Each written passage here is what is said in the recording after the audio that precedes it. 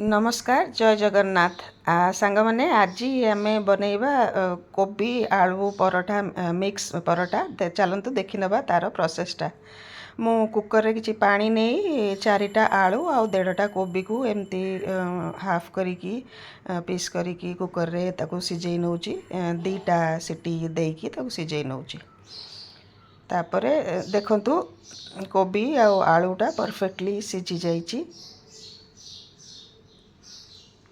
आपर आम यार मसलाटा रेडी करवा आलूटा को छड़े नवा कढ़ारे मु किछि सोरष तेल नहीं जीरा देली जीरा पर टिके हेंगु देली तापर कटा होइतिबा अदा देली 2 चमच परिमाण रे आपण कटा होइतिबा चुना चुना कटा होइतिबा अदा देबे तापर मु 3टा लंका कंचा लंका देइची आपण आपणकर स्वाद अनुसार राग खाइबा अनुसार आपण देई परिबे। मु एथरे लाल लंकार व्यवहार करिबिनी खाली कंचा लंका व्यवहार करिबी सेति पई मु 3-4टा लंका देइची।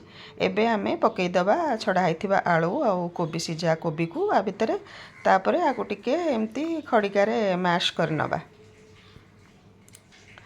मैश कर सारा पर आम ऐड करवा हलदी गुंड हाफ चमच 1 चमच लुण तापर एटा को मिक्स करदबा तापर एटा को खड़िकारे मिक्स करले एते भल कि हबनी सेथिरे मु पोटैटो मैशर रे एटा को भल कि टिके मैश कर नउची जेतु कि परोटा बनैबा खंड खंड रहिले भल हबनी सेतपई पोटैटो मैशर रे मु मैश कर नउची। मु एथिरे पकेइली 1 चमच चाट मसला पाउडर आउ कटा हितिबा धनिया पत्र तापर एटा उठके मिक्स करी नबा मिक्स करी टिके आउ ताकू मसलाटा को सुखै नबा तापर मसलाटा रेडी ही जिवो आमे तापर परोटा रेडी करबा।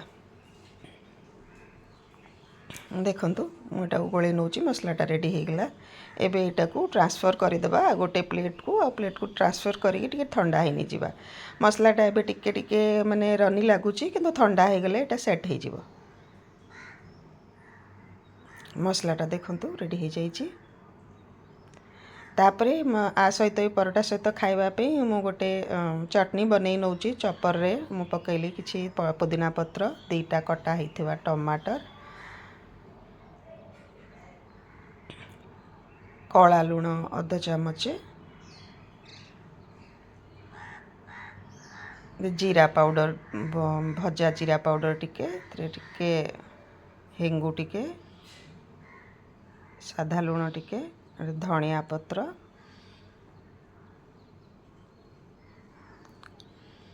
देकी कंचा लंका मध्य मु देइथिली से फुटेजटा बोधे देखा जाउनी एटा को चॉप करनबा एटा को अपन चाहिले ग्राइंडिंग करि परिबे मु चॉप कर नेछि देखंतु चॉपर रे चॉप कर नेछि एटा को भी चॉप माने एमती दरदरिया खंड खाइले भी मध्य भल लागे। देखो अटाटा मु आगरू गुंदी की रखी थी अटाटा सॉफ्ट करके नेबे आपनकर अटार आ मसलार कंसिस्टेंसी गोटे हेइथिबा दरकार नहले कौन हम ना मसलाटा चारिपट को भल से फैलबनी आउ साइड साइड रु बाहरी फाटिकी बाहरी जीव मझीर अटाटा मेंचा होगी रही सेटा को खाइबा को भल लागेबनी। देखंतु मु केमिति अटा को गोला करी नहीं तापर 2 हाथ रे 2 थंब मझीरे प्रेस करी करी ता माने एटा को साइडटा को पतला कर नउची मझी भीतरटा टिके मोटा रहिबो साइड गुडा टिके पतला रहिबो जेहेतु कि आमे ताकू पूरा देकी जतल को ऊपर को तमे आमे ताकू प्रेस करिवु से गोटे जगह रे माने अटाटा इकट्ठा हैला टाइम रे सेटा जेमिति मेंचा न हुए सेतिपाई मझीटा जतले माने ऊपर को स्प्रेड करिवो मझीटा पतला ही चलिवो ऊपरटा को जतले आमे देखंतु एटा को जतले आमे फोल्ड करिकी गोटे जगह को आनिबा सेटा जेमती मोटा न ही जाए सेटा सेतिपाई पतला रखिबा दरकार। एटा को अबे आमे फोल्ड करिकी ऊपर को एमती भीतर को मसलाटा प्रेस करी करी ऊपर को एमती फोल्ड करी करी गोल करनबा जेमती मंडा पिठारे आम पूरा भर्ती करंती एग्जैक्ट सेमती ही करनबा ऊपर जदि अटा मात्रा एटा अधिका थाए आपण काटिकी बाहर करि परिबे मु एठी सेटा को सेइथिरे ही देखंतु प्रेस कर दउची जेहेतु कि अटा अधिका नाही।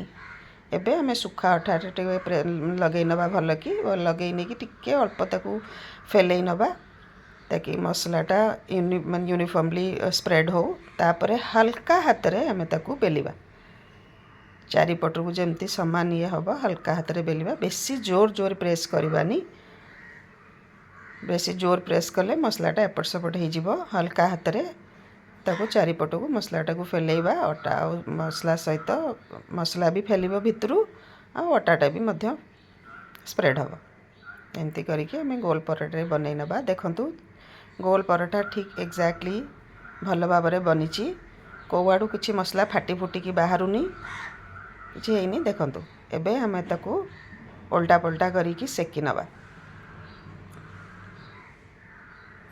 एथिरे मु किछि रिफाइन तेल दे दउची आपण चाहिए गुआ घी देकी मध्य पराठाटा सेकी पारिबे। आमर घरे मोर हस्बैंड को टे घीरु एलर्जी अच्छी से मु घी दौनी मु एथिरे रिफाइन तेल रे सेकुची आपण घी देकी मध्य सेकी पारिबे। देखंतु गोटे पटरे तेल देकी मु स्प्रेड करनेली तापरे आ गोटे पटरे तेल देबी ताको टिके प्रेस कर दउची जेहेतु कि पराठाटा भल कि लाल हेकी भल कि सेकी हबो। तो एपट्रे मध्य मु तेल देदेली गोटे चमच आकार रे एटा को एबे आमे पितपातिया माध्यम रे स्प्रेड कर दबा।